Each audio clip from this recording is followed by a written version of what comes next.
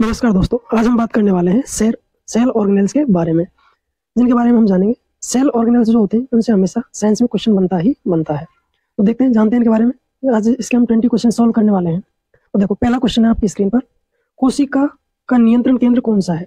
आपके ऑप्शन है lysosome, mitochondria, केंद्रक या फिर राइबोसोम। तो इसका राइट आंसर जाएगा आपके केंद्रक। केंद्रक क्या होगा इसका राइट आंसर। ठीक है, नेक्स्ट क्वेश्चन पे चलते हैं हम।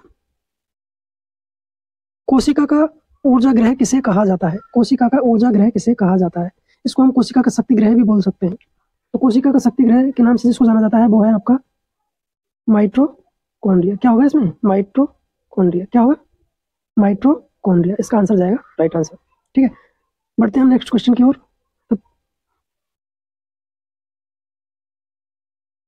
प्रोटीन संश्लेषण कहाँ होता है? यानी किस सेल ऑर्गेनेल में प्रोटीन संश्लेषण होता है? तो इसका आंसर जाएगा अपन के राइबोसोम इज राइट आंसर। कहाँ होता है? राइबोसोम के अंदर होता है। कहाँ होता है? राइबोसोम के अंदर। नेक्स्ट क्वेश्चन है, कोशिका की सुरक्षा कवच क्या होती है? कोशिका की सुरक्षा कवच क्या होती है? देखो, सुरक्षा के लिए कोई ना कोई आवरण होगा, तो आवरण सिर्फ इसमें एक ही दिख रहा है, प्लाज्मा मेम्ब्रेन या प्लाज्मा झिल्ली। राइट आंसर क्या होगा इसका? Option A is right answer. Next question की ओर बढ़ते हैं हम। देखो, वनस्पति कोशिकाओं में पाए जाने वाला प्लास्टिड कौन से हैं? यानी प्लांट सेल्स जो होती हैं उनमें कौन कौन से प्लास्टिड पाए जाते हैं? देखो, प्लास्टिड के तीनों प्रकार होते हैं। क्लोरोप्लास्ट भी प्लास्टिड का प्रकार है। इसको बोलते हैं क्लोरोप्लास्ट को हरित लवक। क्या बोलते हैं इसको? क्लोरोप्लास्ट को क्या बोलते हैं? हरित लवक बोलते हैं। क्या बोलते हैं इसको? हरित लवक। क्रोमोप्लास्ट को क्या बोलते हैं? वर्णी लवक। वर्णी लवक। यानी पादपों में जो रंग उत्पन्न होते हैं वो किसके कारण होते हैं? क्रोमोप्लास्ट के कारण। ल्यूकोप्लास्ट, इसको क्या बोलते हैं? अवर्णी लवक। अवर्णी लवक। इसका कार्य क्या है? भोजन को संचित करना। लेकिन इसका राइट आंसर जो जाएगा वो क्या जाएगा? उपयुक्त सभी। ठीक, तो बात करते हैं अपन नेक्स्ट क्वेश्चन की। पादप कोशिकाओं में किस कोशिकांग का बाहरी स्तर सेलुलोज का बना होता है? यानी प्लांट सेल्स जो होती हैं उनमें कौन सा कोशिकांग ऐसा होता है जिसका बाहरी स्तर जो होता है वो सेलुलोज का बना होता है? तो सेलुलोज का जो बना स्तर होगा वो क्या होगी? सेल वॉल होगी। क्या होगी? सेल वॉल होगी। क्या होगी? सेल वॉल होगी। क्या होगी? Cell wall. तो इसका राइट आंसर क्या जाएगा? Cell wall.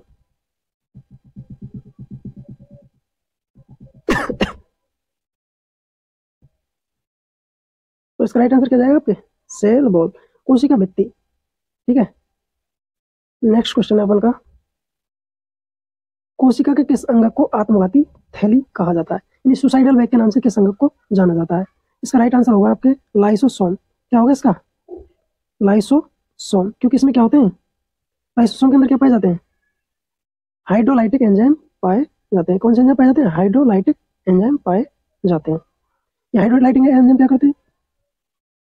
गोल्जी निकाय का मुख्य कार्य क्या है? गोल्जी बॉडी जो होता है उसका मुख्य कार्य क्या है? इसका आंसर जाएगा आपके पादपों में परिवहन एवं श्रेवण। क्या जाएगा? पादपों में परिवहन एवं श्रेवण। ठीक है, नेक्स्ट क्वेश्चन जो होगा आपके वो होगा, पादप कोशिकाओं में जल और खनिज पदार्थों का संग्रहण करने वाला अंग कौन सा है? यानी प्लांट सेल्स जो होती हैं उनमें खनिज पदार्थों और जल का संग्रहण कौन से कोशिकांग में होता है? तो इसका राइट आंसर जाएगा आपके वैक्यूल। कौन सा जाएगा? Vacuole. Option A is right answer होगा इसका। ठीक है, नेक्स्ट क्वेश्चन की ओर चलते हैं अपन। एंडोप्लाज्मिक रेटिकुलम किस कार्य में सहायक है? यानी ईआर जो होती है एंडोप्लाज्मिक रेटिकुलम, उसका कार्य क्या है? तो एंडोप्लाज्मिक रेटिकुलम जो होती है उसका कार्य होता है प्रोटीन और लिपिड का संश्लेषण करना। क्या होता है इसका कार्य? प्रोटीन और लिपिड का संश्लेषण करना। क्या होगा? प्रोटीन और लिपिड का संश्लेषण करना।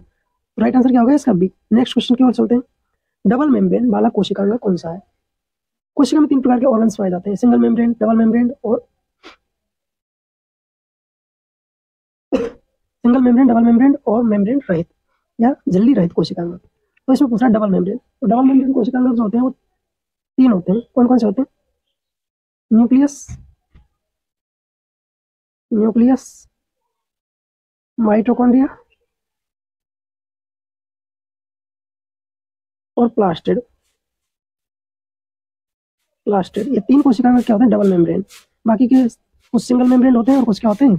झिल्ली रहित होते हैं। क्या होते हैं? झिल्ली रहित। तो नेक्स्ट क्वेश्चन पर चलते हैं। केंद्रक में कौन सा आनुवंशिक पदार्थ पाया जाता है? केंद्रक जो होता है उसमें कौन सा आनुवंशिक पदार्थ पाया जाता है? तो केंद्रक जो होता है उसमें आनुवंशिक पदार्थ कौन सा पाया जाएगा आपके? देखो, केंद्रक जो होता है उसमें आनुवंशिक पदार्थ के रूप में क्या पाया जाता है? डीएनए व आरएनए दोनों पाए जाते हैं। तो इसका राइट आंसर क्या जाएगा? Option D is right answer. ठीक है, नेक्स्ट क्वेश्चन की ओर चलते हैं। किस कोशिकांग में खुद के डीएनए पाए जाते हैं? यानी कौन सा सेल ऑर्गेनेल्स है जिसमें खुद का डीएनए पाया जाता है? तो देखो, दो ही ऐसी कोशिकांग हैं जिनमें खुद का डीएनए पाया जाता है। वो कौन कौन से? माइटोकॉन्ड्रिया और प्लास्टिड। कौन कौन से? माइटोकॉन्ड्रिया और प्लास्टिड। तो इसका राइट आंसर क्या जाएगा? Mitochondria and plastid. ठीक है, नेक्स्ट क्वेश्चन की ओर चलते हैं अपन। प्रोकैरियोटिक कोशिकाओं में कौन सा कोशिकांग अनुपस्थित होता है? देखो, सेल्स होती हैं दो प्रकार की होती है, प्रोकैरियोटिक एंड यूकैरियोटिक सेल्स। तो प्रोकैरियोटिक जो कोशिकाएं होती हैं वो पुराने प्रकार की कोशिकाएं होती हैं। इनमें कौन सी कोशिकांग नहीं पाई जाएंगे? यानी वो कोशिकांग नहीं पाई जाएंगे जो वेल डेवलप्ड है। वेल डेवलप्ड कौन सी होगी? जिनमें झिल्ली पाई जाएगी। तो कौन कौन सी कोशिकांग इसमें नहीं पाए जाते? तो इसका आंसर जाएगा ऑल, उपयुक्त सभी। कौन सा जाएगा? उपयुक्त। क्योंकि प्रोकैरियोटिक जो सेल्स होती है उसमें झिल्ली रहित कोशिकांगों का अभाव होता है। तो केंद्रक क्या होता है? झिल्ली युक्त होता है, डबल मेम्ब्रेन होती है। माइटोकॉन्ड्रिया झिल्ली युक्त होती है। गोल्जी बॉडी जो होती है उसमें सिंगल मेम्ब्रेन होती है, यानी एकल झिल्ली पाई जाती है। किस पर? गोल्जी बॉडी पर एकल झिल्ली। तो जितनी भी झिल्ली युक्त कोशिकांग है वो किसमें अनुपस्थित होते हैं? प्रोकैरियोटिक सेल्स में क्या होते हैं? अनुपस्थित होते हैं। क्या होते हैं? प्रोकैरियोटिक सेल में अनुपस्थित होते हैं। नेक्स्ट क्वेश्चन पर चलते हैं अपन। लाइसोसोम किस एंजाइम से भरपूर होते हैं? यानी कोशिका के अंदर जो लाइसोसोम पाए जाते हैं उनका कार्य होता है पाचन का कार्य होता है। तो पाचन में किन चीजों की आवश्यकता होती है? एंजाइमों की आवश्यकता होती है। किनकी? एंजाइमों की। तो इसमें मुख्य रूप से जो एंजाइम पाए जाएंगे वो कौन कौन से होते हैं? हाइड्रोलाइटिक एंजाइम, यानी जल अपघटनी एंजाइम। ठीक है, तो नेक्स्ट क्वेश्चन की ओर चलते हैं अपन। किस कोशिकांग को प्रोटीन की फैक्ट्री कहा जाता है? यानी ऐसा कौन सा कोशिकांग है जिसमें प्रोटीन का निर्माण होता है? तो जानते हैं उसके बारे में। तो ऐसा कोशिकांग कौन सा अपन का? राइबोसोम होता है। कौन सा होता है? राइबोसोम। इसमें क्या बनते हैं? प्रोटीन का निर्माण होता है। और राइबोसोम का निर्माण कहाँ होता है? केंद्रिका में। कहाँ होता है? केंद्रिका में। तो केंद्रिका को क्या बोलेंगे? राइबोसोम की फैक्ट्री। और प्रोटीन की फैक्ट्री किसको बोलेंगे? राइबोसोम को। ठीक है, तो राइबोसोम की फैक्ट्री क्या है? केंद्रिका। और प्रोटीन की फैक्ट्री क्या है? राइबोसोम। राइबोसोम का निर्माण कहाँ होता है? केंद्रिका में, जबकि प्रोटीन का निर्माण कहाँ होता है? राइबोसोम के अंदर। ठीक है, तो जानते हैं नेक्स्ट क्वेश्चन के बारे में। क्लोरोप्लास्ट में कौन सा वर्णक पाया जाता है? क्लोरोप्लास्ट यानी पादपों के अंदर पाया जाता है, पत्तियों में पाया जाता है। वर्णक होता है कौन सा? होता है हरित लवक।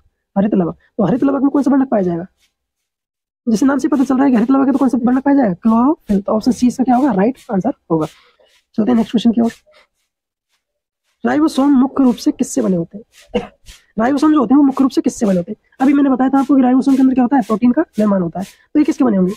आरएनए या प्रोटीन के। ठीक है, तो इसका राइट आंसर होगा आरएनए व प्रोटीन के बने होते हैं। तो ऑप्शन बी इसका राइट आंसर होगा। चलते हैं नेक्स्ट क्वेश्चन की ओर। प्लाज्मा झिल्ली का मुख्य कार्य क्या है? प्लाज्मा मेम्ब्रेन होती है, झिल्ली का मुख्य कार्य होता क्या है? देखो, किसी भी चीज को फिल्टर करना। क्या होता है? फिल्टर करना, यानी परिवहन को रोकना, यानी कुछ पदार्थों को आने देना और कुछ पदार्थों को रोक देना। तो ये कैसी होती है? प्लाज्मा झिल्ली कैसी होती है? सेलेक्टिव